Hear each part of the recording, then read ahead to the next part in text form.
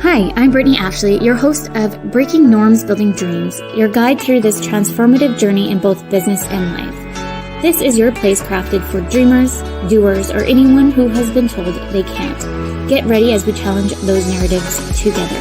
You're tuning in live to the United Public Radio Network, airing on 105.3 and 107.7 FM in New Orleans. We are streaming on all the popular platforms every Monday at 3 p.m. Eastern Standard Time.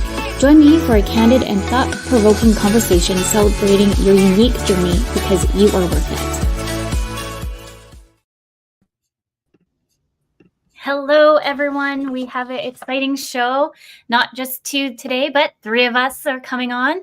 Breaking Norms, Building Dreams. I'm your host, Brittney Ashley, and we are broadcasting live on United Public Radio Network and UFO Paranormal Radio Network at 105.3 and 107.7 FM in New Orleans. Get ready to escape the routine and join us for the next hour as we break norms and build dreams. I'm so excited to both have you guys on the show. Everyone knows Nadine, but no one knows who Carolyn is. So I'm so excited to dig in deep because today's all about imposter syndrome and self-doubt. Let's just do a quick little introduction, Nadine, on who you are. Nadine is an international and certified coach helping ambitious moms get their mojo back. After they go after more and then the thing that they can't stop thinking about. When Nadine's not powering up moms, she is passionate with other areas and also being at home with her family in Vancouver, Canada. Thank you, Nadine, for coming on the show again. Yeah, it's now having me. number 5 now for you to come back. I thought it was number 3, but I see we're having fun, so we're kind of losing track. Yes. And then we have the lovely Carolyn. Thank you for coming on the show today. I'm so excited to have you as well. I'm glad to be here. Carolyn is the co-founder and managing partner of Impostor Institute, which I actually took my imposter syndrome coaching course with, not just one, but 2. It's been so great. So we'll dig in that a little bit deeper today as well to educate other listeners on if they want to kind of follow the suit of an imposter syndrome coach practitioner. You can educate everybody on all of that, Caroline, because I can ask you more questions, but I'm so excited to have you here. And also talk about Dr. Valerie Young, because I sometimes promote her a little bit on the show and everyone's like, who's that? So I know you guys work closely together. Caroline, I'm like looking at all, because it's like a huge bio. I'm like, how about let's just throw it to you? Yeah. Who are you? What are you doing here? Well, I am a co-founder of Impostor Syndrome Institute, and Dr. Valerie Young and I have known each other for, I don't know, almost 15 years. And she is the global thought leader on the topic of Impostor Syndrome Institute. And so we co-founded on imposter syndrome. So we co-founded Impostor Syndrome Institute so that we could take all that brilliance packaged up in that brain of hers, having specialized on this topic for 40 some years. And my role having been in, business strategy for entrepreneurs for 2 decades. I'm here and managing partner of Impostor Syndrome Institute so that we can really scale her brilliant solutions around imposter syndrome, so more people can stop holding themselves back. So yeah. Well, thank you. I'm so excited to have you on the show. As Nadine has already know that when I went on my whole venture of becoming a certified business coach, one of the topics that we had to really kind of dig into, well, not specifically, but I did, was imposter syndrome. And I did a whole huge paper. And one of the questions was, where do you want to go with your coaching journey? And I just think like imposter syndrome does affect a lot of people. As you know, it doesn't discriminate. And I am just so passionate to educate and really follow that journey as well. So I'm so excited for you to be here and talk more about the program, the course, all the things. All right, great. Yeah. Nadine, maybe we can just go pick your brain on your thoughts on imposter syndrome, and then we can kind of go around the room. All the listeners listening today, this is our first time doing like a 3 conversation, and usually we have like just the 2 of us, so we're just going to kind of wing it and see how it goes.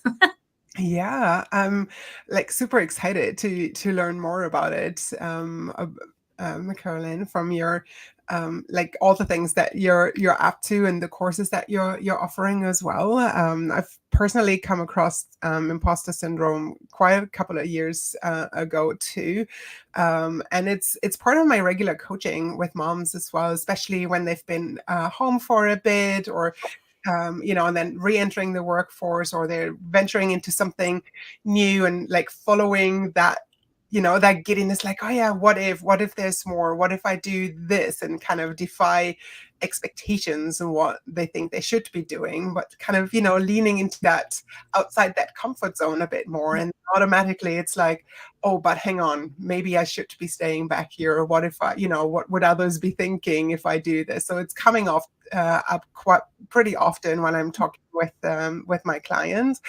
but also for myself, it's been a constant. I don't want to say companion. That's the word that just came to my head, because I don't. It's not something that I necessarily invite along on my journey. But just before we came on air, I just shared that obviously I'm living in Canada now, but this is my 6th country. I've been living in lots of different countries before and done lots of different roles.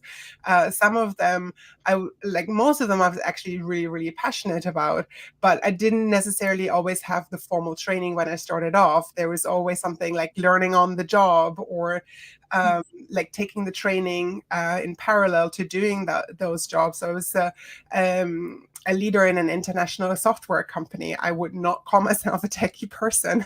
I was a host on a massive sailing boat just off the Spanish on a Spanish island.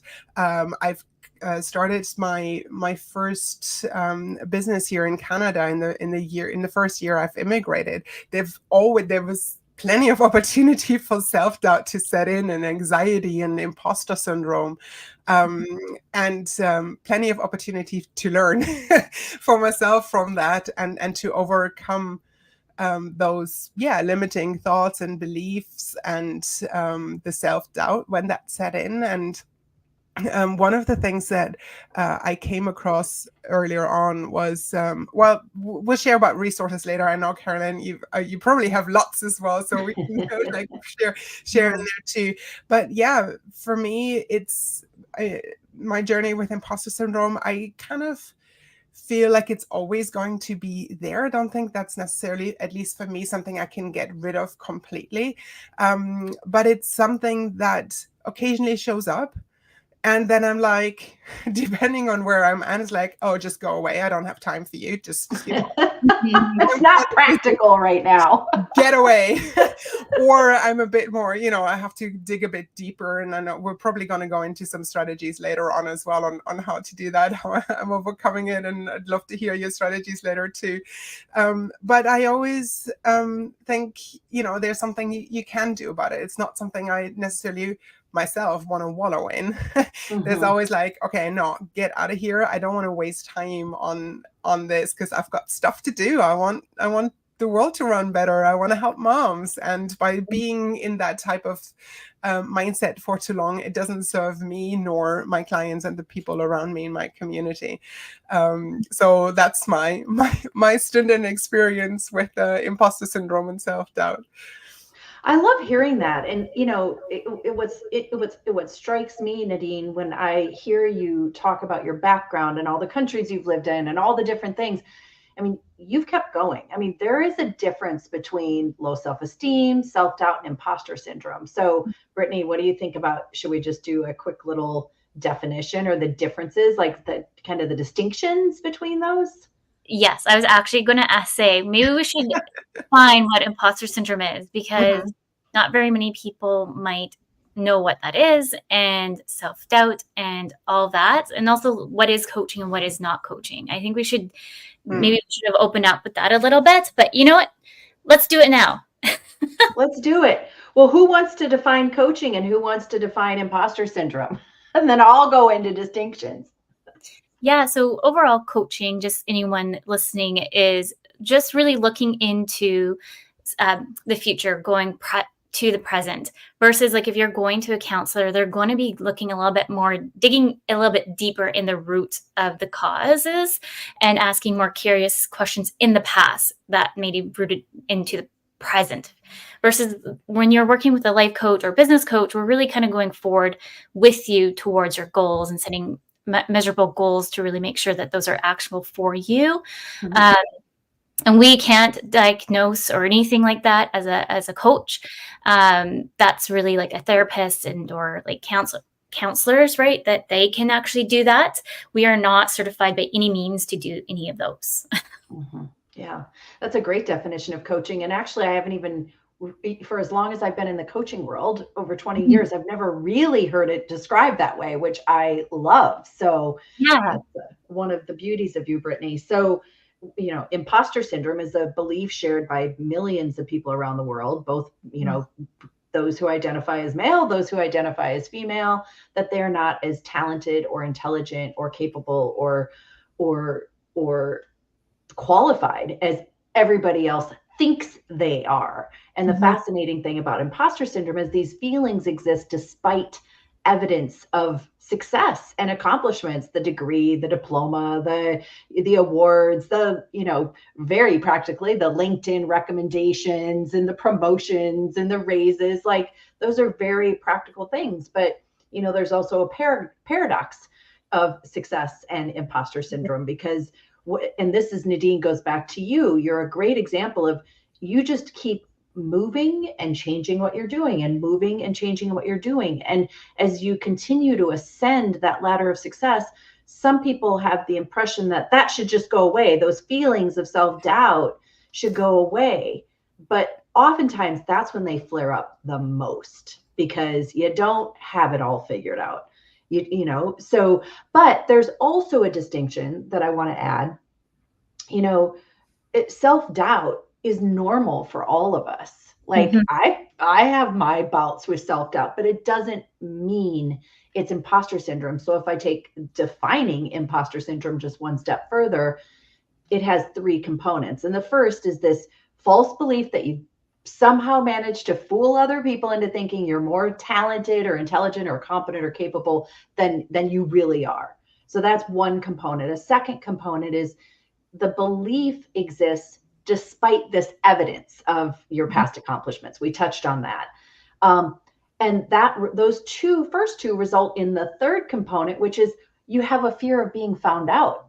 So that's where the imposterism shows up. And it's those 3 components that really help people to define, is this what I'm going through or not? Yeah. And I think, like, when I joined the course too, I was always kind of like, I thought I knew what imposter syndrome was because I did all the research, all the things.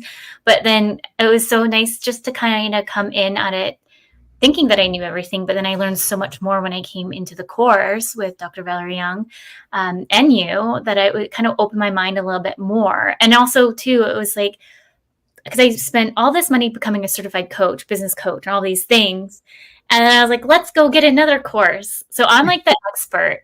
Like, I have to get all of the things together. Like, I have my BBA, marketing communications. I have to do all these extra educational pieces because I feel like I need to have these before I can move forward.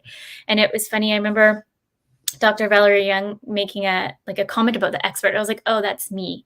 Because I was so excited to be a part of Impostor Syndrome Institute without knowing that I actually was struggling with my own imposter syndrome, because it was holding myself back because I was trying to be a coach, but I was like, oh, I'm not good enough. I'm like having this huge fear that I couldn't get my clients to that expectation of what I wanted.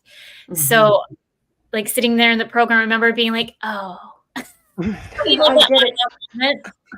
Yeah. And for listeners, one of the things that Dr. Young, what's really notable about her work is that she was the first to make the connection between imposter syndrome and people's distorted definition of what competence is. And so she started to observe that we have collective misdefined definitions of competence, and there are 5 of them. We colloquially they're referred to as the 5 types of imposter syndrome. And so, Brittney, you were referring to one of those 5 types, which is, I'm the expert. I need to know everything. Like, I've got to, or I'm not competent. If I don't know everything, I'm not competent. But there are other people who are perfectionists. You know, if I don't do everything perfectly, I'm not competent. One mistake is that just dinged my competence level. And there are others, but that I just wanted to add a little color to your expert comment there. Yeah, thank you for that. Yeah, there's the expert, the perfectionist. I resonate a lot with the perfectionist. I'm a recovering perfectionist, I like to say. But like too, like when I messed up with Nadine's like introduction when we just started, I'm like, oh, though, and I just start spiraling a little bit, and I'm like, oh my goodness, I'm not competent to be here. And then I start like, and then it's like you have to have the little mind shift of like, okay, you messed up, who cares? Keep going. Take yourself back. Let's go. Right. This is something you've learned by becoming an imposter syndrome informed coach too, like recognizing that we're going to have normal moments of messing up for sure. Yes. And it's like that, it just makes you human as well, right? It's like, it's normal. Everyone has like this self-doubt. We just heard again, it's like, it doesn't discriminate. Everyone has it. It just seems that sometimes we feel we're the only ones having it, right? Yeah. Or that's also specifically women tend to have it, even though, you know, men have imposter syndrome just as much, but they might not be talking about it because of other negative feelings around it, right? It's like stigma or shame or those types of things. Like, men are not supposed to feel those types of things, so it doesn't show up. But I think, wasn't it Albert Einstein who famously had imposter syndrome too? I think he was mentioned in some of his letters in communication, and he was suffering from it too. And it's like, you know, it shows even like to what you said, what you talked about earlier, that it's the higher you get in your accomplishments, the more it can actually show up as well. Yeah. You know, it's interesting. It's funny you bring up Einstein, or Einstein, as you say, because you're German, right? Yeah, like Einstein. Albert Einstein. Einstein. Is that imposter phenomenon is actually the term that was first co-coined by 2 psychologists back in 1978. And so kind of, you know, long after Einstein may have expressed this, but they were the first to define it, to coin it as that feeling. Now it's called imposter syndrome these days. It just kind of evolved into imposter syndrome in popular culture, despite the fact that it's not a diagnosable disorder or on the DSM. You know, it's not what a therapist would consider a, you know, a syndrome. But a syndrome is also a series of, you know, a collection of experiences and commonalities that can make something a syndrome. So the name, it can be a little misleading depending on how literal you are in the definition of words. But, you know, the fact that Einstein had alluded to something like that, it hadn't been named until decades after he probably experienced it. Yeah. So and I do know he suffered from dyslexia, which I also have dyslexia. And so like I think it resonates a lot. I think we kind of talked about this in the program a little bit. Those with learning disabilities, yes, we were very resilient to move forward past certain areas. However, it kind of shows up a little bit more for us sometimes because it could be kind of because I grew up I would say it was very hard growing up with dyslexia in school because you're kind of labeled as dumb or stupid, or you were not good enough to be there. So it's kind of like you're always trying to prove that you're good enough to be there. And that's probably why I kind of venture into like the expert role of feeling like I need to get all of these degrees or certifications because I feel like I need to have this behind my belt before I say, yes, I'm a coach, or yes, I know my marketing kind of situation. Yeah. Yeah. I'm Just processing. Mhm. Yep. But with that, maybe we can talk on some common signs and symptoms of imposter syndrome. Just anybody kind of listening, maybe Caroline, you can kind of dig in a little bit deeper there. So if anybody's listening, they can kind of like, oh, these are common signs that are kind of showing up for me as well, that they can kind of connect with. Yeah, I think that's a great idea. We talked about the expert and the perfectionist. The expert, if you feel like you need to know everything before you'll raise your hand in a meeting and share an idea, that might be a symptom. It might be a behavior.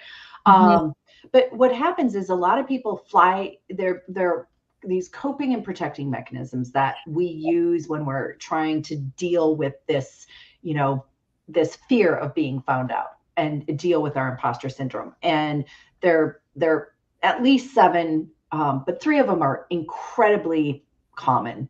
And one is procrastination. And Nadine, it'll be interesting to see how this lines up with, what you notice, but procrastination. So let's just say, and I want to say this very quickly. I know that, some listeners might be experiencing imposter syndrome personally, directly in their role as, this is something that typically applies to achievement arenas, work, school, business, career. So someone might be listening and saying, yeah, I absolutely can identify this. And the other thing I want to mention is we don't recommend diagnosing people. So, I wouldn't, if I'm in a conversation with my neighbor, for example, who is a managing partner at a large, management consulting firm, if she says something, I probably wouldn't say, oh, that's imposter syndrome you have. So we're more about helping people self-identify and helping coaches, the people who support people with experience, helping them, and this is what Brittney's experienced with us, helping them find a way to, in a direction to take the conversation and have tools to deal with it. So the examples I'm using here today are not any kind of diagnosing you. It's just saying, here's some behaviors you might notice. So if you're procrastinating, it might be like Brittney, in your case, you say you're an expert. If you procrastinate, it might be because you're like, oof, I don't really want to put out this report because I don't know everything and I don't want to be judged. And if I'm not competent enough to know everything, then I'm going to put off writing this report, or I'm going to put off doing this thing. So procrastination is a way that you might cope with those feelings of being that imposter type. I'm like going through that right now as you're saying. I'm like creating an SOP. I'm supposed to be presenting in front of like a whole bunch of different agency owners, all of these like people who want to grow agencies. And I've been asked to come in and talk about SOPs. And I know SOPs. I know what to do. I know all the things and ins outs of all the things because I can get thrown into a conversation and guide you. But now they want me to come present. I was like, and it's supposed to be on Wednesday. I'm like, I haven't put a PowerPoint together. I'm like procrastinating because I'm like, maybe they'll forget about me. And I want to do it. Yeah. Let's see how that works out for you with them helping to forget them. Yeah. But then the other thing is that I am a perfectionist and I don't want to go there without being prepared and over prepare myself. It's like I don't know. I'm like a mix.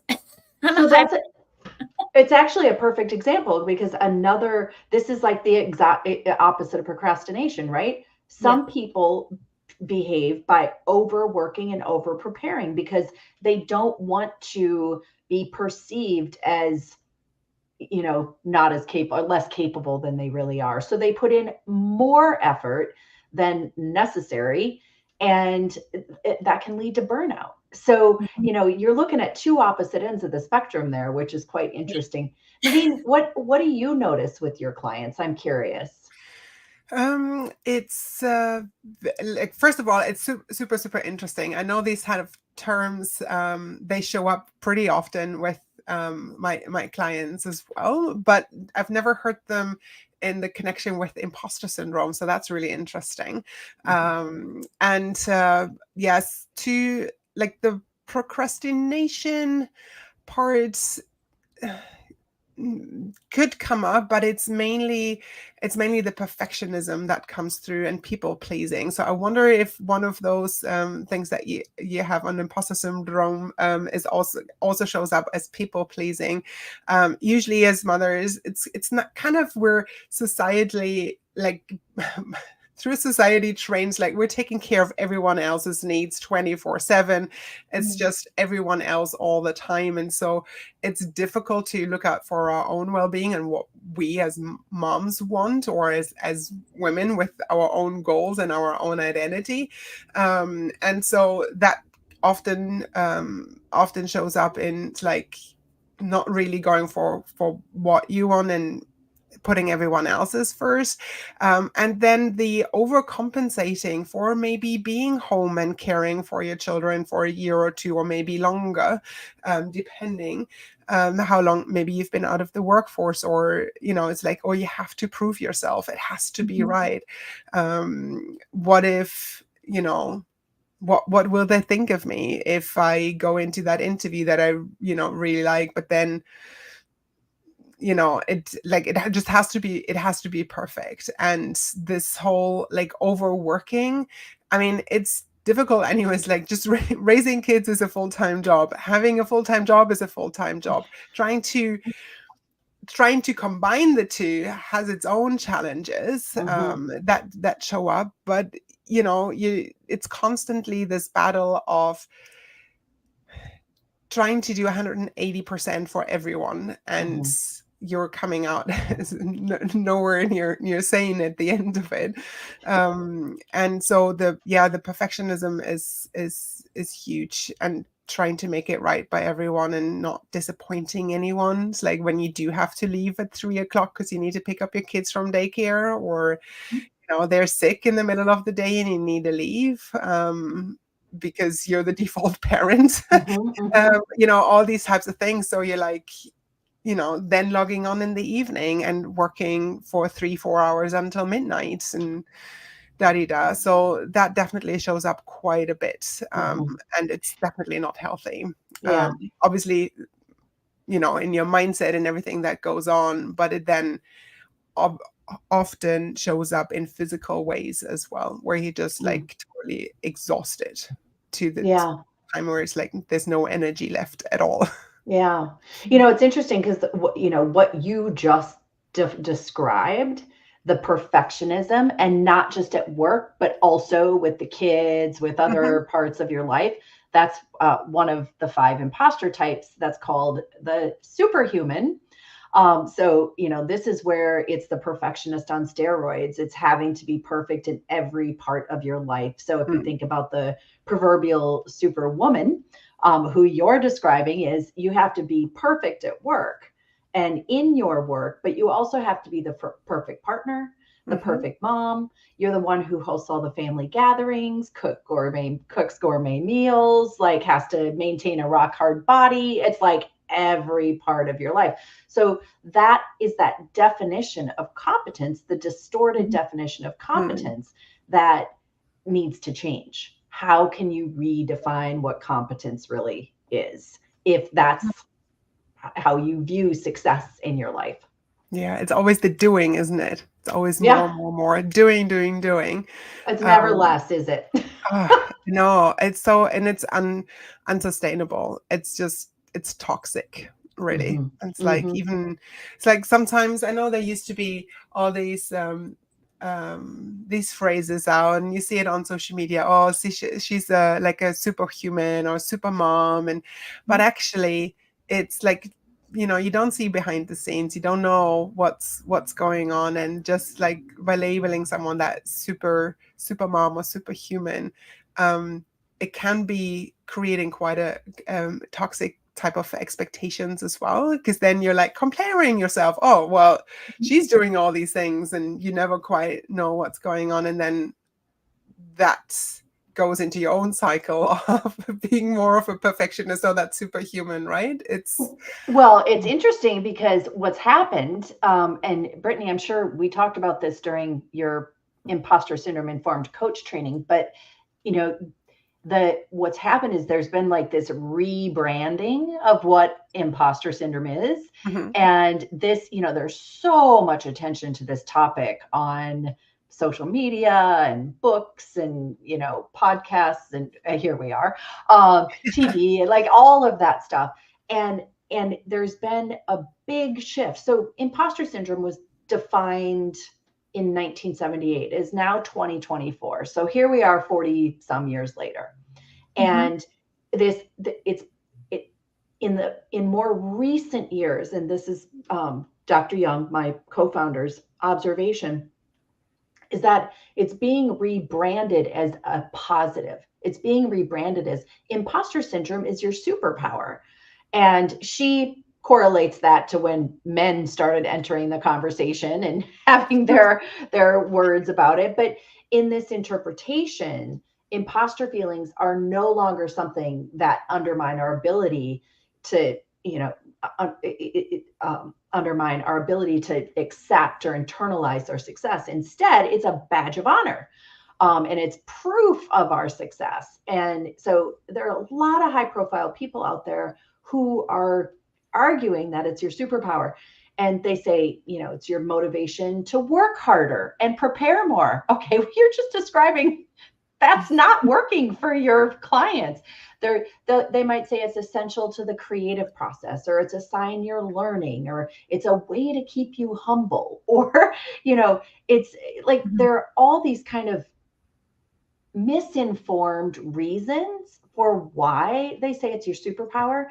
And at the end of the day, what that does is it really downplays or ignores the impact, the negative, the costs and consequences that imposter syndrome has on your world when you're like, oh, it's my superpower, but deep down inside, you're overworking, over preparing. You're continuing to exhibit these behaviors that are not healthy for you. No, and it's like it sounds really toxic, actually. And I would love to, like, I tend to lead more with coming from a point of love and compassion and self-kindness, and going with the flow rather than going with the motivational side, or you just have to work harder, or this is something negative, or it's working.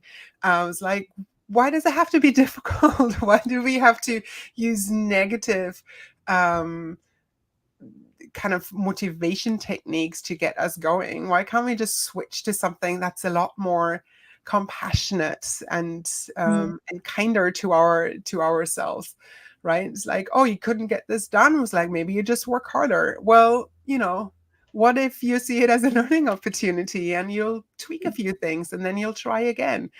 It's like, oh, thank you for sharing that aspect of it. I had no idea, but it doesn't quite resonate with me either, that labeling it as a superpower. It's like, no, it might be a sign of when it shows up. It's like, oh, you're leading out of your comfort zone, or you're stretching yourself, and there's something new here, maybe a new situation or whatever. But not it for me. I think it won't work as a motivational technique for sure.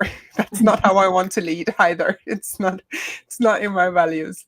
Yeah, and I think it's all about what we put out in society as a whole too. So we are always, if you look over in Europe, Nadine, you can help shed light on this.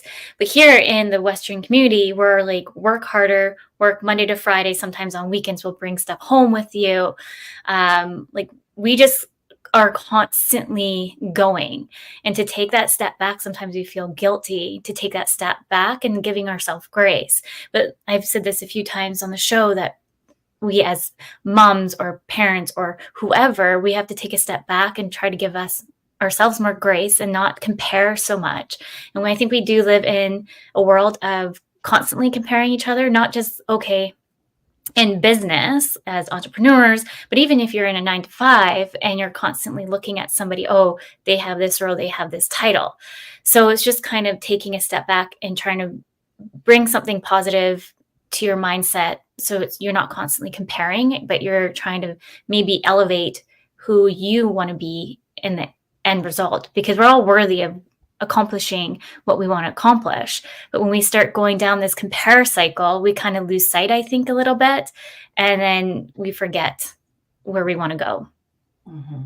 Well, and to add to that too, the overworking and over preparing and like just getting yourself to that, it works, because what it does is it gets you the promotions, it gets you the attention, it gets you the kudos, it gets you the raises, but it's not sustainable. Nadine, you said that it's just not sustainable.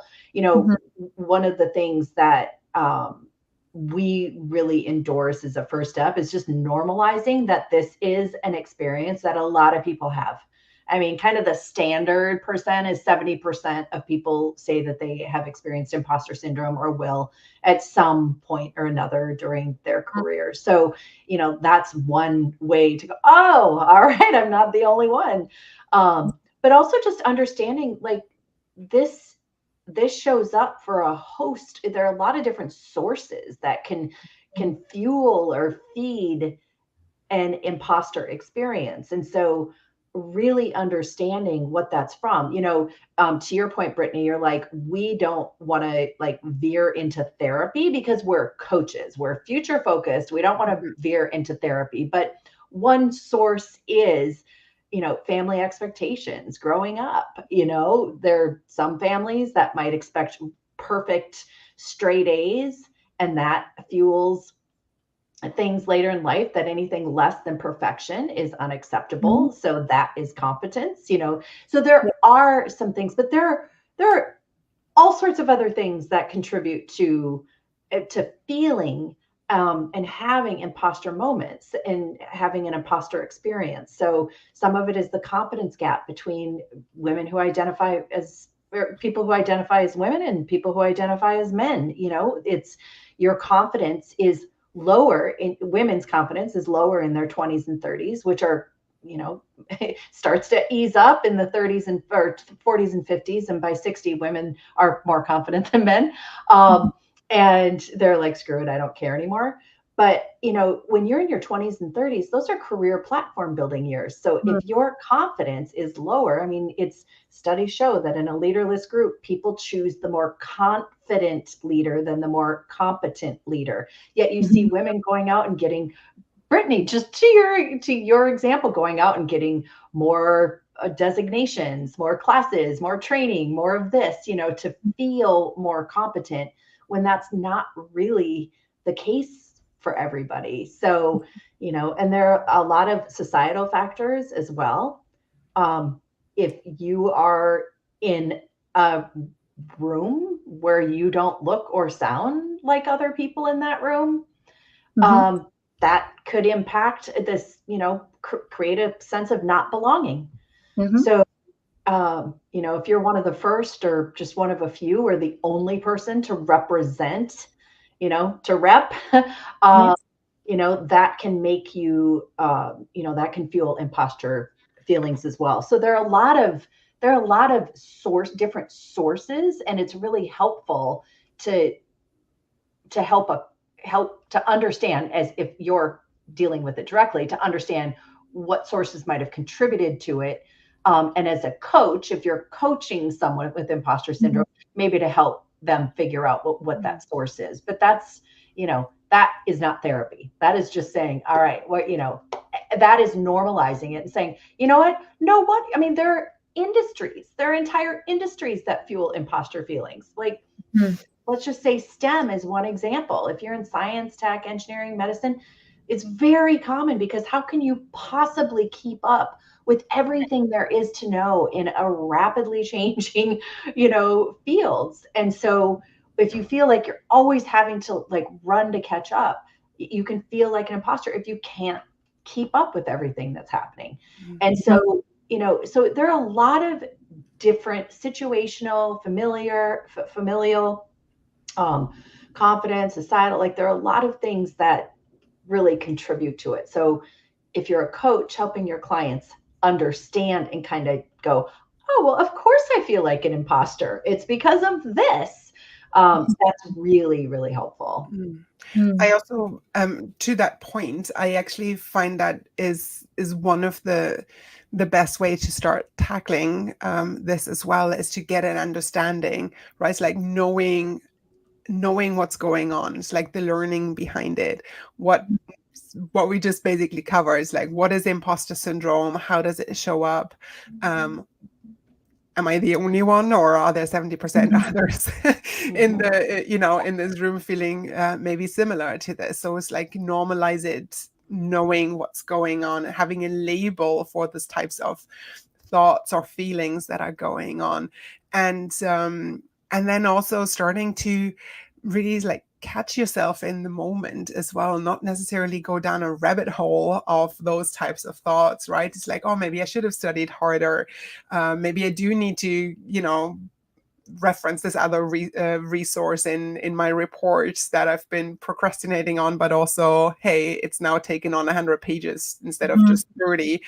And so really catching yourself in the moment to be able to actually intercept the going down that rabbit hole and getting lost in that, because that can get really difficult to get out of that as well.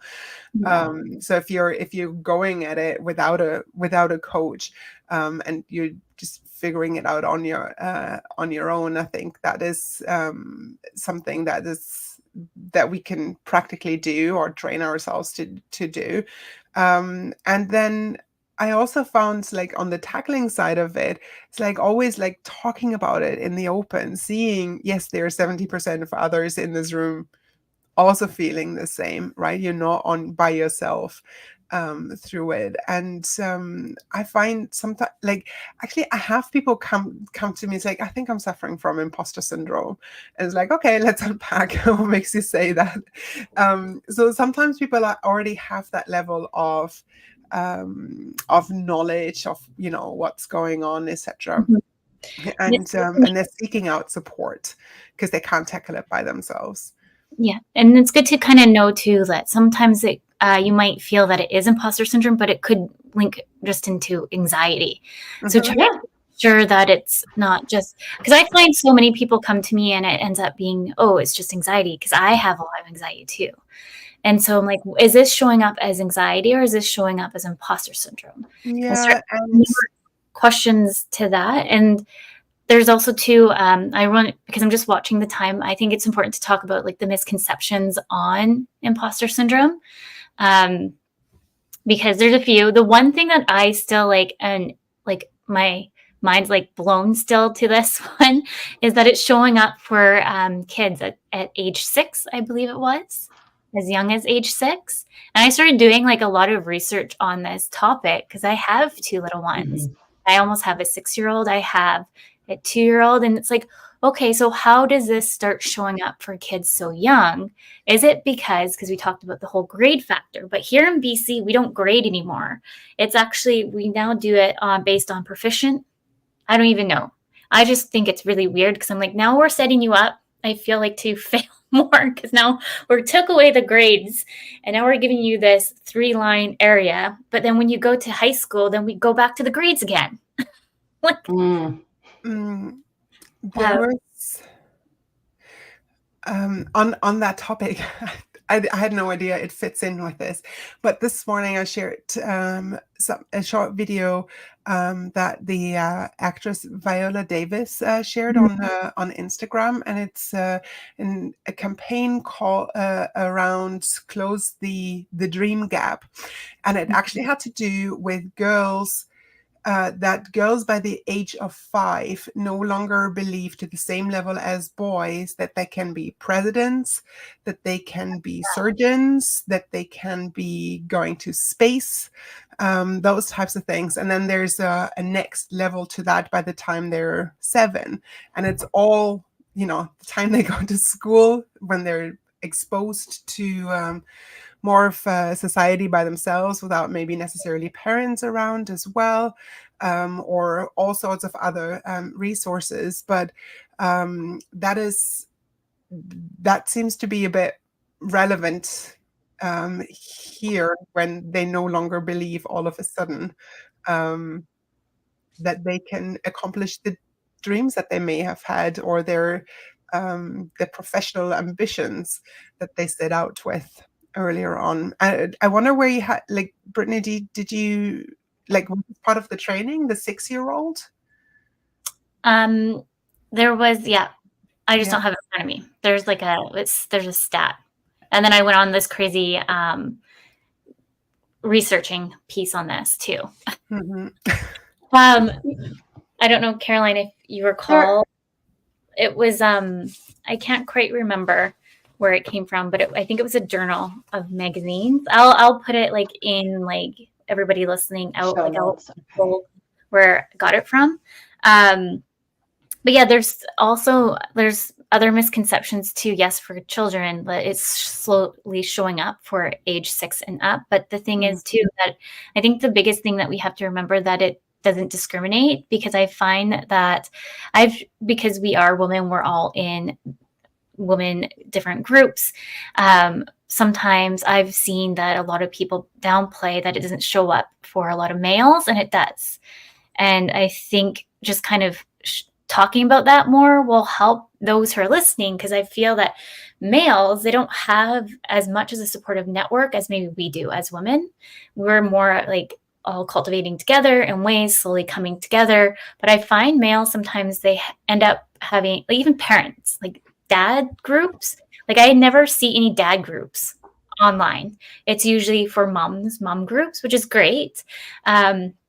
But I do feel for, like, those single dads, or just dads alone, not having those kind of conversations for other dads of spitballing ideas when you're dealing with a crazy 2-year-old. Because I know, Nadine, I can, like, message you on my crazy day. I think it all plays in with the toxic masculinity as well, and we're not necessarily promoting men live out all their emotions that are not just restricted to maybe frustration and anger and rage, but it's like, how often do you see men cry? How often do you see them purely happy because when you online see how they watch their children take their first steps? It's always the mothers, it's always this the woman as the carer. You don't see, even on TV shows or in movies, it's always, or it's usually the woman who's, like, embracing that, and men are either they're very or oftentimes they're very contained with their feelings. And I think there's a good dose of maybe guilt or shame, or what does that say about me when I openly when I openly say maybe I shouldn't be in this position, or it's like I feel like I don't really belong here. And it does show up. Like, I'm coaching fathers as well, and they're usually the ones that do come to me. They are more in tune with their full emotional brand, and they are not afraid to say, it's like, hey, I'm kind of out of my depth here. how do I tackle this? And it's, I think there's a bigger thing here of men talking about all their feelings in a constructive way, including imposter syndrome. Like, last year in November, I went to a networking, it's called Uplift, and, like, the number one thing that everyone kept talking about was imposter syndrome. All the speakers kept saying about imposter syndrome, but I do think that they are kind of mixing the two together for limiting beliefs. But swinging back to why I'm kind of brought up, just kind of shedding lights for males, that yes, it does affect imposter syndrome, is because I do have a son. So it's like, how can I educate myself as a mom to a little boy to know, okay, that, let's just have that kind of open, speaking, safe place so we can kind of cultivate what their generation is going to look like next. Because the one thing that we were seeing at Uplift, it could have been nice, because yes, it was all for women empowerment, everyone come together, let's talk about how we build our businesses. But we could have also extended the platform saying, hey, to any of the male friends, do you want to come with us and come learn what we've also experienced? And there was at least 300 women and 5 males that came. Wow. This. And I think if we maybe extended that little, come on, like it is open to you as well, they can also learn too what we're experiencing behind the scenes of, like, I know for me, I feel like sometimes I don't like having discovery calls with males because I'm like, oh, I feel like I'm not worthy of being on the same platform as you, because I know you're coming from tech, where I used to come from tech. So it's like that kind of level, right? So well, I want to add something here. You know, with imposter syndrome, a lot of research comes out of academia, and they found that Asian American men have the highest rates of imposter syndrome. And some of that is family messaging, because Asian families value collectivism and, you know, not bringing shame to your family. So, you know, there are a lot of men at the highest reaches of corporate America running companies who experience imposter syndrome. It's not this just for women thing. And one of the things, a core tenet of our business, Impostor Syndrome Institute, is we want to teach people, we want people to think like what Dr. Young calls a humble realist. And a humble realist, so when we talk about 70% of people experience imposter syndrome, you start thinking, well, what about these other 30%? Well, some of that 30% are really just what, they're arrogant jerks, basically. Like, a little bit of the Dunning-Kruger effect. They think they're smarter or more talented than they really are. So we're not talking about them. We're not talking about the person who needs to be the smartest guy in the room. But what about these other people who are just genuine, like they're genuinely humble. They, but they don't experience imposter syndrome. And the only difference, we call them humble realists. And the only difference between a humble realist and someone who experiences imposter syndrome is that in the same situation where I might choose or feel like an imposter, a humble realist recognize they don't have that same experience. They recognize that their skills and their talents, they take a healthy pride in their achievements. But they also have a healthy understanding of their limitations, which also brings it back to how do you parent your kids? So if you can parent your kids and raise them as humble realists, let's hope that that takes one of the sources away from them having an imposter syndrome later in life. I like that. Good tip. Thanks, Sue, for sharing that. I love that. I'm just thinking, I'm looking at the time here. There's so many other questions I could have, but maybe, Carolyn, you can talk more about the program, Impostor Syndrome Institute. I've been at the 2 levels. The first one, I think I was the second cohort. And then I came in. Tell us more. Well, everyone's listening. Yeah. Well, this is really for the coaches who are listening, or those of you who have a coach and you want your coach to help you through this. So we have a program that we run twice a year called the Imposter Syndrome Informed Coach. And really, this is just putting coaches in a position to elevate their game, because there is so much information. Like if someone tells you it's your superpower, but it just motivates you to work harder, but you're already working hard. Is that really the best advice? Like, there are a lot of things coaches can do to extend someone's imposter experience rather than get rid of it. And so we are really out to help elevate the conversation and give coaches more confidence around the topic and really understand the nuances of this very multifaceted situation. And so we run a 4-week training that really puts you in a position of learning a framework. So once you recognize it, or once your client brings it to you, here's a framework for how you can have the conversation without saying, Nadine, you've got imposter syndrome. Here's what you need to do. Or giving you a pep talk, and saying, it's okay. You're really smart. Think of all the things you've done. That does not move the needle. So we provide the framework so that you know how to have the conversation, and then a toolkit with incredibly practical, easy to use tools. And, Brittney, you can speak firsthand to that. So I was just going to say, I just used some of the tools recently and I love it. It's just kind of, as a coach, you're so nervous as it is to be a coach, because you just want your clients to succeed greatly. And so having those tools next to you just helps you feel a little bit more confident. And just, it really helps you elevate your service as well. So I can't recommend Imposter Syndrome Institute highly enough. I think I tell Nadine all the time how much I enjoyed the program, both of them, not just the one, but both of them. I feel like I definitely learned so much more at your guys' program than the ones that I've been at to prior. So that's why I always recommend everybody to go experience it, because it helps you not just feel confident as a coach, but you have all these different tools and you get to meet all the great people. I love the collaboration piece of working with other coaches too around the world and having that kind of one-on-one experience with them, and you learn from them. It's just great. I can't say enough great things. Yeah.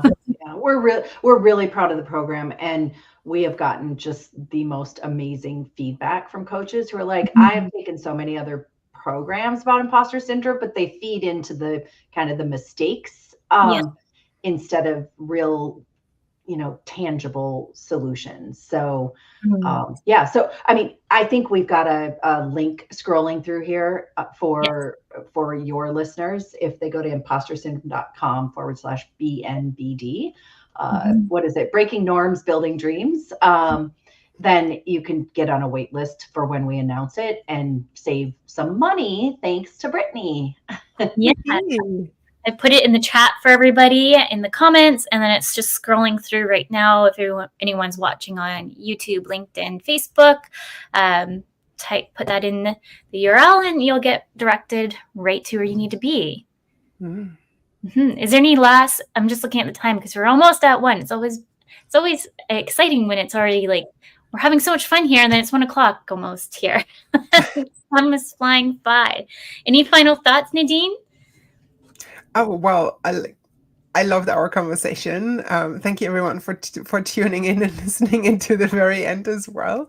Just check out the resources, everything that's going at the bottom of the screen there. Can't wait to dive in as well. Carolyn, it's been wonderful meeting you and learning so much from you as well.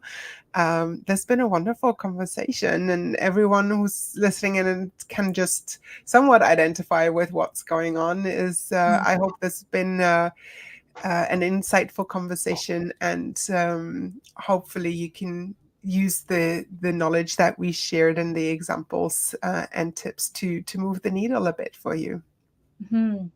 Well, thank you everyone for tuning in the show. Thank you, Nadine and Carolyn, for coming in. Everybody in the chat room, and a big thank you to the United Public Radio Network and the UFO Paranormal Radio Network. And next week we welcome Jane, and we're talking about feminine power, motherhood, pleasure, and self-worth. So with that, until next week, remember your journey is unique and your worth is unquestionable. Thank you, everybody.